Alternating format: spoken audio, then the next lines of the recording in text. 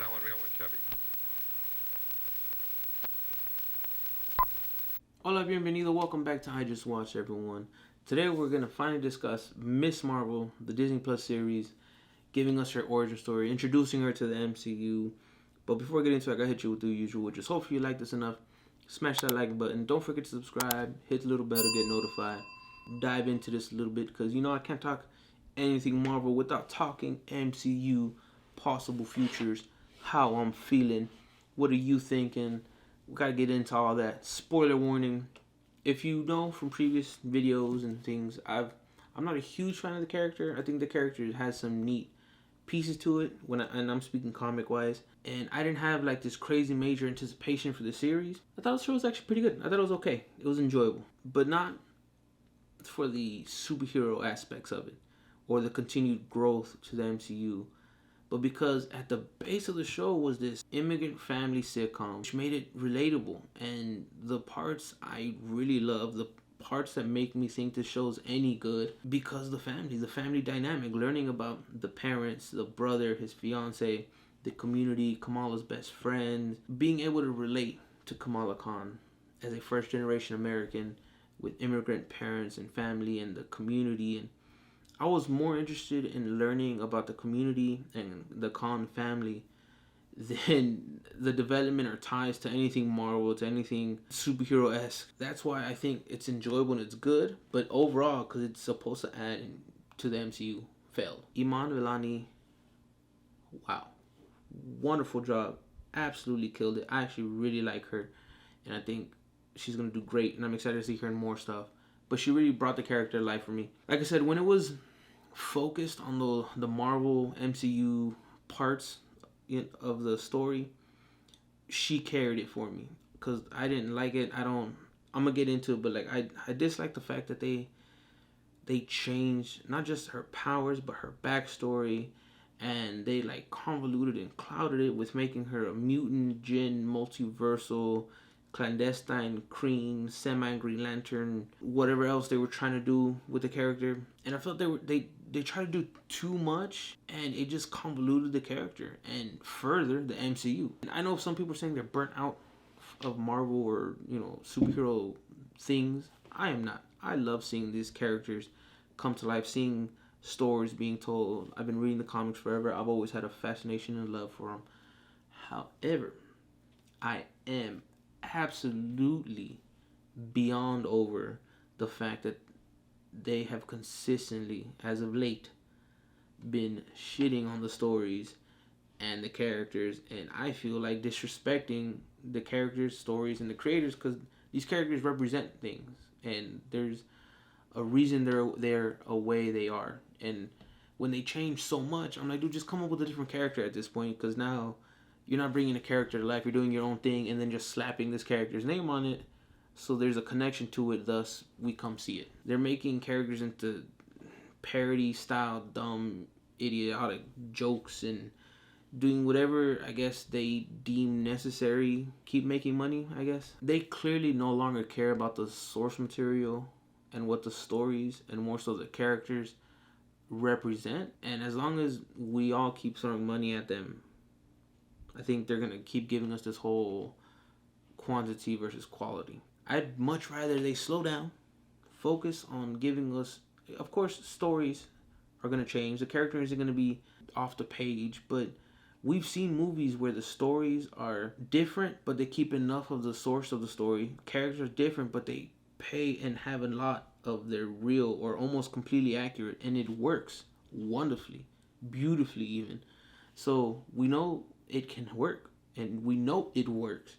So I would rather them slow down, think long game, because I feel like we had 10 years in the beginning to build up to this moment. Now, everything we've gone in the recent phase has been so jumbled. We're already getting to the end game, so to speak, of those announced within a couple years, within like 3 years, 4 years, and nothing. There's no genuine connection yet. If it wasn't for Iman and the amazing supporting characters, our friends, the family, the community, and that story that really we got to see there, the development of them, this show to me would have been a complete train wreck, and I would have actually hated it if it wasn't for them.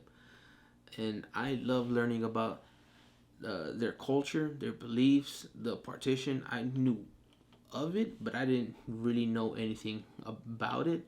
So seeing the fact that, like, her family's suffering through it, dealing with that situation, it made me start doing research on that. Like, I didn't know anything about it, but now I'm intrigued, and I was like, I want to learn about this. I want to learn about a little bit more about their cultures. I want to learn about, what happened, the cause, the effect, what these people had to go through. So, like, that part really sold me. That's what had me dive into it. And then if you know me, whenever it comes to research, when I'm like, oh, I gotta research this, that means I loved it. That means it really hit with me. It sparked that up. So that part of it was amazing. I wanted less of the jumbled mess that is whatever the fuck Marvel is trying to do right now. If you wanted to do what you are failing to do, there's definitely better ways, easier ways. I mean, I'm not a professional, but okay, you want to stay away from Inhumans, which I don't understand. You already bought Black Bolt in Multiverse of Madness, and Doctor Strange too. It wasn't really no multiverse, but Black Bolt's there. Inhumans exist. And doing that, what's the point of trying to keep away from the Inhumans at this point? Because, like, I mean, we learned, obviously, I'm saying we as in, I read the comics, I've read the comics, not everyone does. So when I say we learned about them in Agents of S.H.I.E.L.D., I'm saying if you knew nothing of them before. If that's no longer canon to the MCU, as they've stated, but Black Bolt still clearly exists, as far as I can remember, whenever a character exists in one multiverse, they exist in all, unless, they've been killed off already, or they are that rare few exception that there's one of them.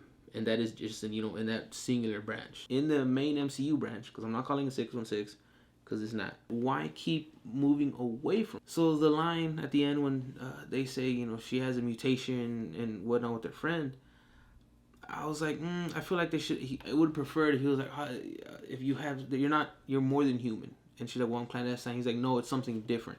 Giving us a tease, which can lead up to her becoming a mutate. The gauntlet that Kamala gets is clearly a Negaban. Abilities, everything that happens, clearly a Megaban. Even in the flashback, they get it off a blue arm. It's clearly a Kree body. It's a dead Kree body. All right, it's a blue arm. It's Kree. Why change it? Like, it allows her to access her dimensional powers of the Jinn, aka the clandestine, which in the comics are two different characters. I felt they should have used a Negaban being of Kree tech, making her mutate through saying the clandestine is what they're titled, but they could have been some kind of failed Kree experiment where the Kree would experiment on them to try to mutate and enhance them for battle purposes, and the group was called the clandestine, who escape, end up on Earth. They're trying to hide, and then eventually they interact with the 10 rings because, he's been here forever. Plus, you had that moment where you see him standing over the thing and has the 10 rings.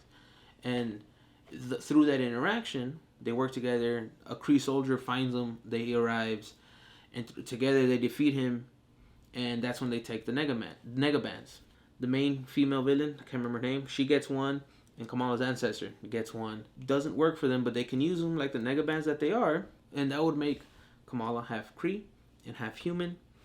However, being that she comes through experimented on Kree when failed for them, however, now that DNA is mixed and convoluted and whatever with human, over time, when she puts on the brace, the Negaban, it basically recognizes her Kree DNA, and that connection, the thing that causes her to become a mutate, thus giving her powers, and that also further connects her to the Kree, Captain Marvel, officially making her mutate, and then it connects him to the 10 rings without being too sloppy. We're still staying close to the origin story, the source material, while adapting it so it fits and further continues to grow the MCU Marvel story. The show needed something along the lines of a little bullshit I made up to better explain why things are so intertwined and connected. Why does Cameron, with no gauntlet or direct interaction to the dimensional hole that gets open,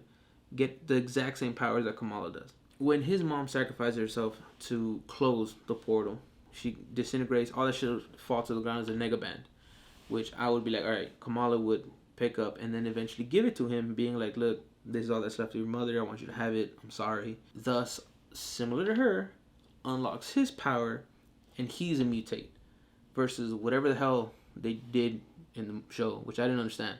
The mom jumps into it, she disintegrates, calls out his name, and he fucking powers. Through the show, her bands, the nega bands, and the 10 rings, and I don't mean the group, I mean the actual rings, are somehow Kree connected, or are they just straight up Kree weapons, or we know they're intertwined somehow with that. They're interconnected somehow.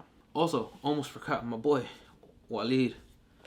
Bro, he was on screen for 15 minutes, maybe 20, 3/4 of an episode. I don't know. The 40-minute episode, he was on screen for like 30 minutes, maybe. Anyways, I love this character. He helped introduce the Red Daggers, and that character is actually a pretty cool character. I love the way he always interacts with Kamala in the comics. And he helped give us some more information on Clandestine and the situation she's trying to deal with him. In that small little time that we had him, he quickly turned to one of the best characters on screen when he sacrificed himself. Like, I was distraught. I mean, I knew it was coming, damn it. Like, it was obviously going to happen. But it still hurt, all right? It still hurt. I think the show is enjoyable. I, again, love the colors. I love learning about the family, the culture. My favorite part is the use of beta. I like how she's like, come here, beta. And I was like, I want to say that. I want to use that. I loved it. It was cool. Like, what's wrong? What's a matter, beta? And I was like, I don't know. And I'm like, oh, you're not talking to me. Sorry. Scott Pilgrim versus the World vibes we got with like the text bubbles and little things like that. The animation coming to life on the walls and things. I thought that was neat. I enjoyed that. Also, plus, at the end of the day, we're from completely different worlds, so to speak. You know, I'm over here, freaking full being, and they're over there from like Pakistan, Middle East, South Asia, all that. Like, so we're completely different continents, different parts of the world. But at the end of the day, we have so many similarities, and I just love seeing that.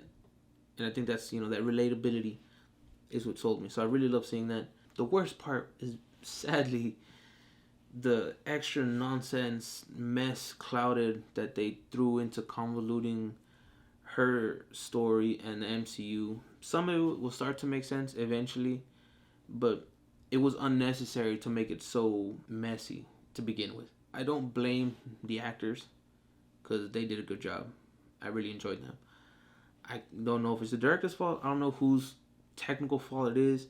But it hasn't just been in shows, it's been in movies as of recently. So I have to, or would assume, that, you know, it's coming from up top, which would be Kevin Feige, the studio, and whoever else is in charge. Prefer them to have a little bit more respect for the stories, for the characters, and the way they're developing the MCU as a whole. Because in order to develop it, I really doubt that you have to shit on so much. There's ways of doing it without convoluting or making so many dumb decisions, I feel like. Overall, enjoyed the show. I would recommend the show. Care less for the MCU Marvel part of it, but just for the dynamic sitcom part of it. Great. Good show, enjoyable. I want to hear your thoughts. Have you seen it? Are you going to check it out? I recommend it, actually. I want to hear your thoughts. Do you agree, disagree? How do you feel about it? Let me know down below. Comments, questions, concerns, requests. I love hearing from you. But until next time, stay safe, be well. Adios.